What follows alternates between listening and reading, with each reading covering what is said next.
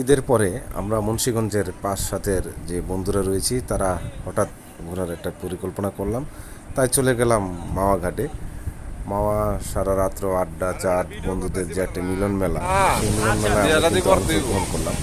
পাশাপাশি বন্ধুদের অনেকদিন পরে হলাম বন্ধুরা আসছি, আরো বন্ধুরা আস্তে আস্তে টঙ্গিবাড়ি ইমরানের মিলে আবার বাচ্চা হয়েছে। পাশাপাশি বন্ধুরা রয়েছেন তারা কিন্তু বন্ধুরা রয়েছেন আমাদের চেয়ে বেশি একটু আন্তরিক, সেই সব বন্ধুদের সাথে পরিচয় হলাম। পাশাপাশি আমাদের ভালো লাগলো যে এইসব কাছে যারা রয়েছেন পাশাপাশি বন্ধুরা, সেই সব বন্ধুদের নিয়ে একটি পর্দার পাড়ে যে মিলন মেলা, বিশ্বের যে ভাজা পাশাপাশি সব কিছু বলা যায়।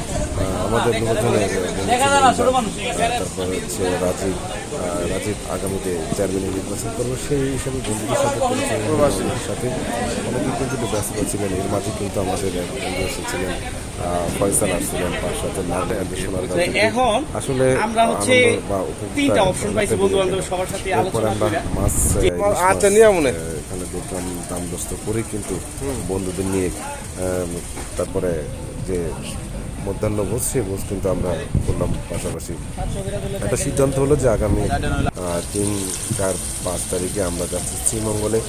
মুন্সিগঞ্জের বন্ধুরা অনেকদিন যাবত ট্যুর করি না, সেই পরিকল্পনা নিয়ে কিন্তু আমরা এই মাওয়া ঘাটে যে সরিষার তেল দিয়ে যে ইলিশ ভাজা, সেই ইলিশ ভাজা দিয়ে কিন্তু একটা পরিকল্পনা করতে যাচ্ছি শ্রীমঙ্গলে।